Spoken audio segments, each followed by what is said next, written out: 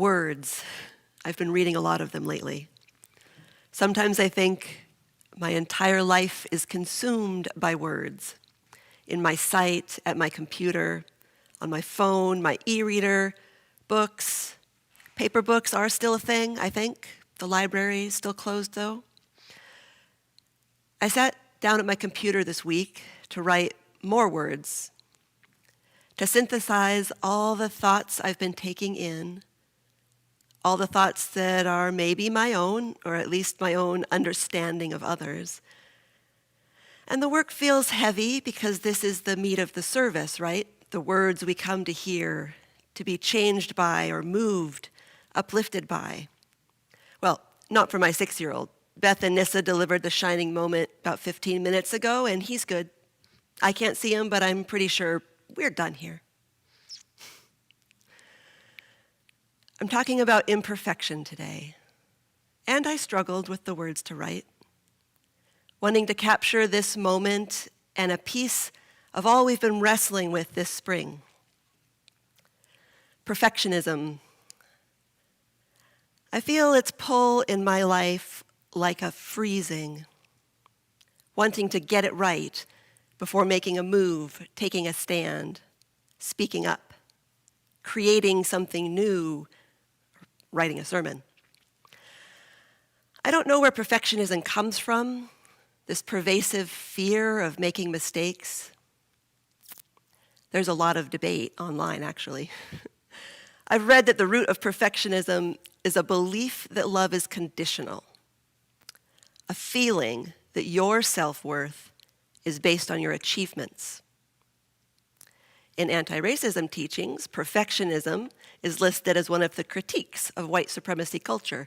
So maybe the roots of perfectionism are tied up with colonialism. Whatever the roots, the common thread that comes up is the fear of making mistakes. And why are we afraid? There are situations when a mistake can mean life or death. There are. Sending people into space, designing heavy machinery, driving to the grocery store, crossing the street, texting while driving, anything to do with cars, really, or surgery. Good to strive for perfection there. But the day-to-day mistakes we are afraid of are mostly not life or death mistakes. And I think with these, what we are afraid of is rejection, disconnection, disappointment, shame, loss of love, or feeling unworthy of loving ourselves, of being no good at this, feeling that no matter what people say or what we profess to know, our self-worth really is based on achievements, on saying and doing the right thing, getting good grades, having a sparkling clean house, being a good student, having a fulfilling career with good work-life balance. So what happens when we give ourselves and others the grace to be imperfect? To know that when we are trying or learning something new, creating art, forming thoughts, raising a family, we will fail and fail again. Because the truth is, all that we do is a journey. There is always more to learn, and we are usually not very good at something to begin with, whether that is reading, or walking, talking, drawing, playing an instrument, having a difficult conversation, communicating clearly, apologizing sincerely, having patience. Grace is a really beautiful word. I'm liking it quite a lot lately. Grace, the freely given, not merit-based, favor and love of God, Creator, the divine, the influence or spirit of divinity operating in humans to regenerate or strengthen them. So what happens when we freely give ourselves and others unconditional favor and love to be imperfect? We're being given a lot of time to practice, these days. This spring, we have been thrown into a world we don't recognize, and it's been sink or swim. We've had to figure out new ways of connecting, working, schooling, doing church, living on top of each other in some cases, feeling lonely, and without any personal space at the same time sometimes. We are finding successes, and we feel frustration, and we are getting by imperfectly. There have been many days this spring when I've wanted to tear my hair out. Days when I have fled out into the Richmond salt marsh just to be alone, to cry. And I hear people's pain and eagerness to be able to meet here again, within these beautiful walls, together. And I think, when? When on earth will that be? When will that feel like a sane and rational thing to do? And it's not only the pandemic. Our lives and eyes are being opened to the persistent pain of Black, Indigenous people of color, repeatedly treated as others, as less than, sometimes killed for asking for help.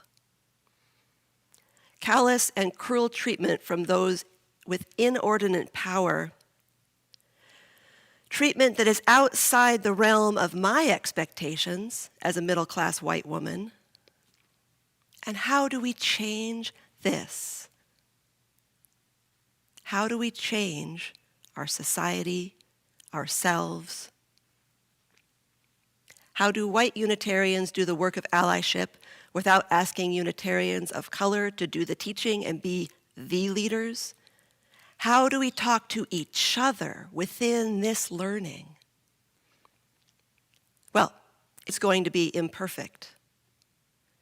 We are going to continue to make mistakes as individuals, as a community.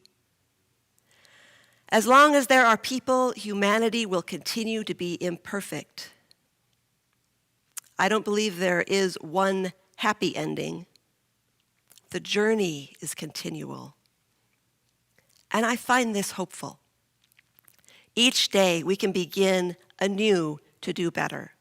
Each time we make a mistake, we can look at the parts of what we've done that are just right, and we can make something new. And we do this together. We begin again in love. Because, friends, this work is what we do. It's never over, because it will never be perfect. It's always a journey. I believe we can create the most magnificent things. We start where we are, and we know that magnificence includes imperfections, breakages, mistakes. It will lean a bit to the side. It will be heavier than expected. The color could use some work, but we will build what we need. Because the alternative is to not act. If fear of mistakes overwhelms us, then how do we speak unless we think we have the perfect words? How do we begin to learn anything if we are afraid our first attempts will sound or look bad? How do we create if we are afraid that somebody won't like it? How do we have the difficult conversations around racism and colonialism embedded in this country, in Unitarianism, the real changing conversations that lay ourselves bare and reveal our vulnerabilities if we are afraid of doing it wrong, of saying the wrong thing? How do we make something new if we turn away from discomfort and fear? It is not easy peasy. When we set about learning or making something new, we often do not know how it is all going to turn out. We might have an idea in mind of what it should look like or sound like. We might have a vague or strong sense of how our society can be made over for the better if everyone just agreed with me. We might hold beautiful visions of a world without racism and the crowd of other isms, but we don't know how to get there. The path is unclear. So let's pause and listen to those most affected.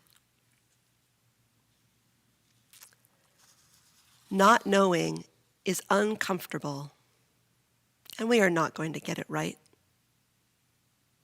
in every little way, because no one ever does, and certainly not alone. But those who bring amazing creative power into this world, they do not give up.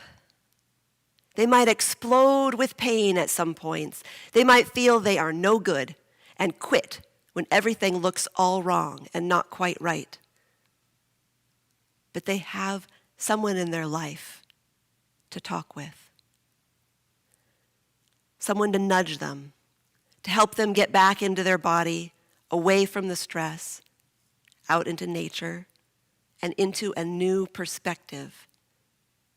Because when we make mistakes, we are still loved. We can be that healing love for each other.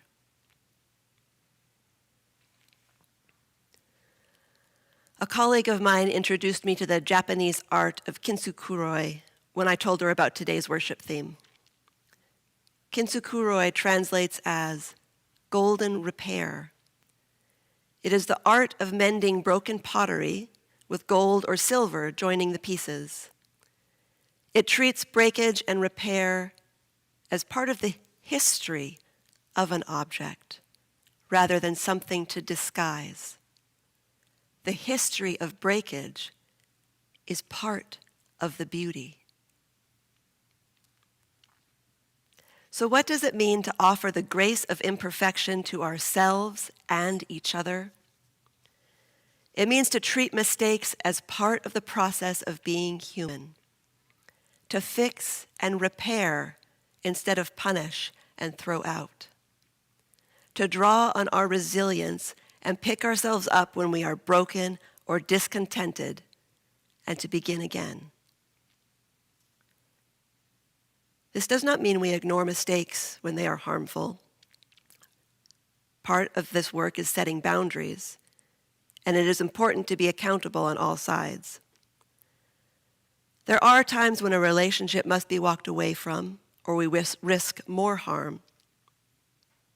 But that's a whole other sermon.